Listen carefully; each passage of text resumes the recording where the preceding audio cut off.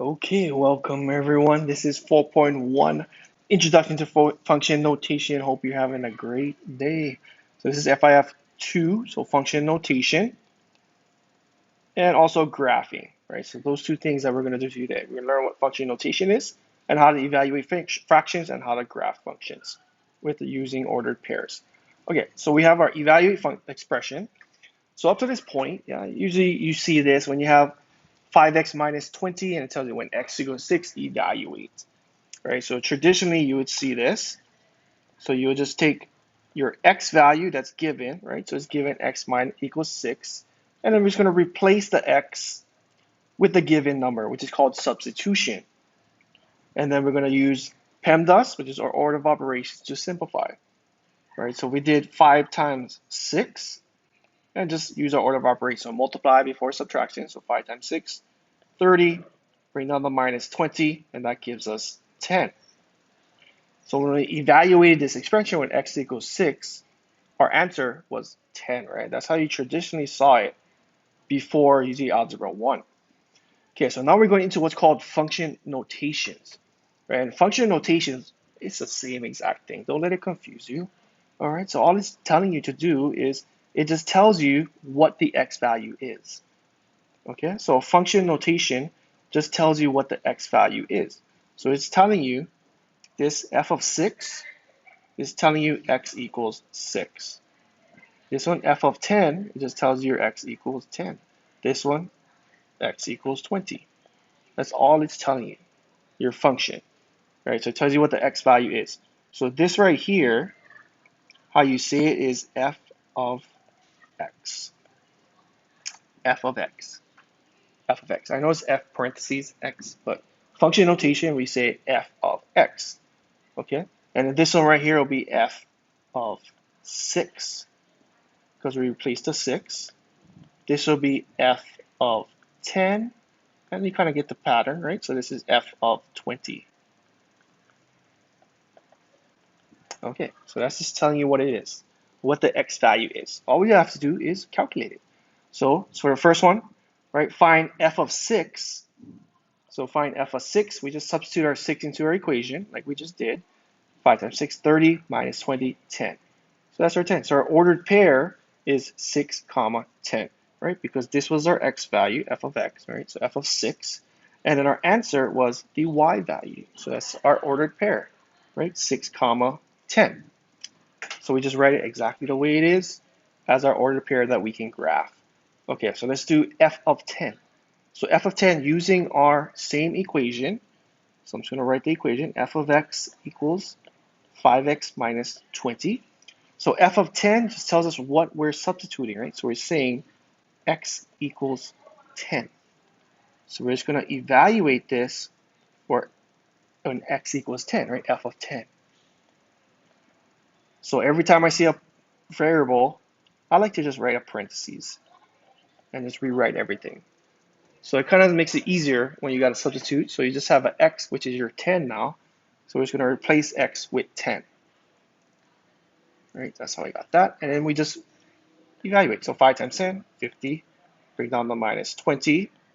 50 minus 10, 20, 30.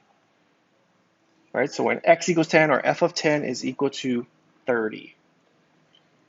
So our ordered pair is just that. So our x was 10, so our y is 30. So our ordered pair is going to be 10, comma 30. And that's, we can graph that, 10, comma 30. As our xy, right, x, y. Okay, you guys you get the pattern, right? So f of 20, again, we use the same function. So f of x equals 5x minus 20. And then we're just going to find what is f of 20. So we're just substituting 20 into our equation.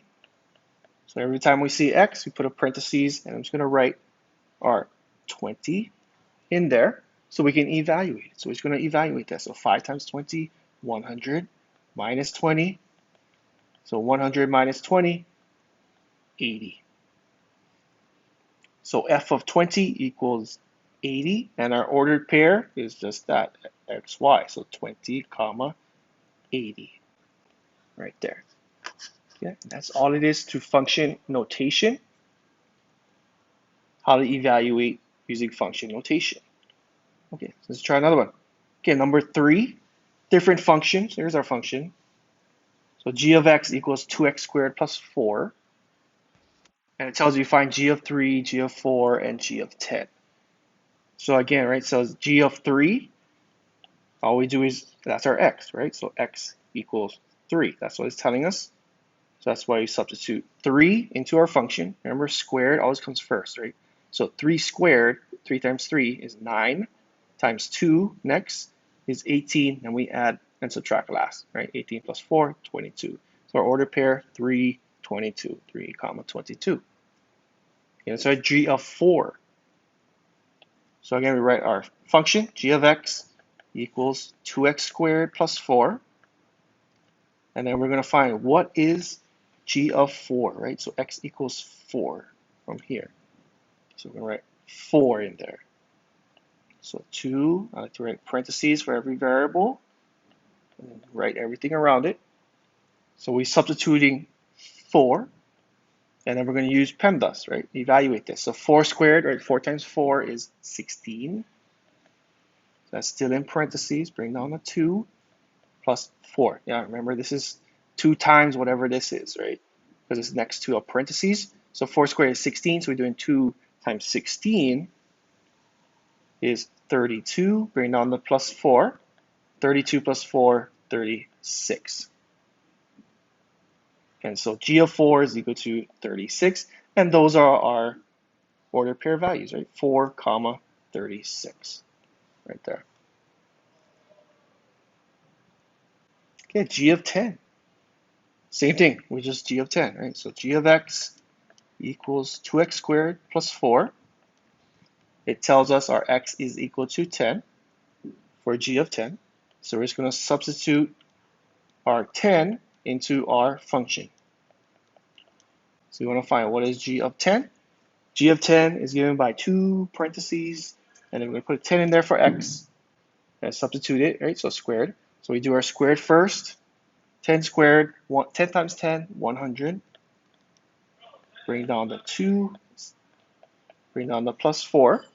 Then multiplies next. 2 times 100, 200. Plus 4 is 204. Right there, 204. So g of 10 is equal to 204. So our ordered pair is 10, comma, 204. Just like that. So all it is telling you what the x value is, and you just substitute that into the given function, and you just do PEMDAS after that, which you know how to do. Yeah, so that is function notation right there. That's all it is. It just tells you what the x value is, right? It kind of shortens it. Instead of using all those words, it tells you, oh, x is this, substitute it, evaluate the expression. It tells, right? It just tells you find f of 10, all right? And that's a question. And then you can know, oh, okay, I'm supposed to substitute x equals 10 and then evaluate it, right? So it's kind of a shorthand way of saying all those words. Okay, let's apply these. So applying an evaluate function notation. So we're given a function here, right? T-shirt company charges design fee $24, sells the shirts for $12 each. Total cost is C of T, given that equation where T represents number of t-shirts, right? So T down here, right? This is all your t-shirts. And then C of T is your cost, right?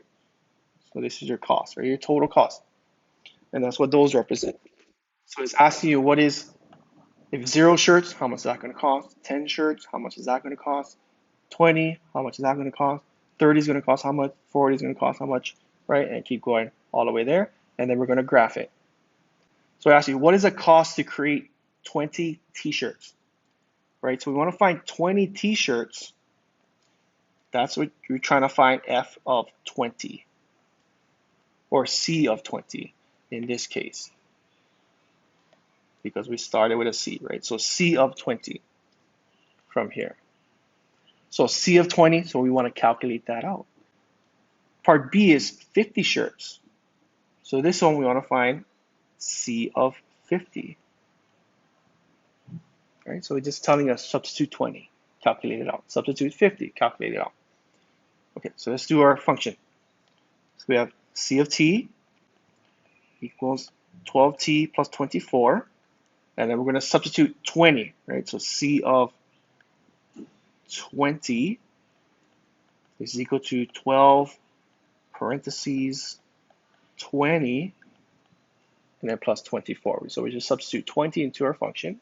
Then we use order of operations, PEMDAS, multiply first, 12 times 20, 240 plus 24. Then we add that, we get 264. So 264, right? So for 20 t-shirts, our cost is $264. $264. That's C of 20. Part B is C of 50, right? So same thing. C of t equals 12t plus 24. So we're finding C of 50 now. C of 50. So we get 12 times 50. And then we're going to calculate that out.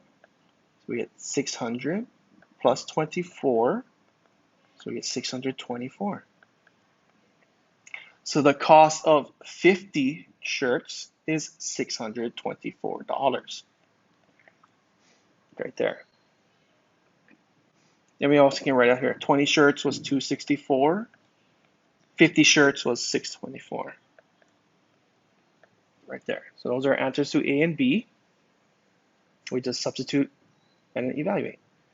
Okay, so we complete the table of values using your function. So we're just going to complete it for the rest.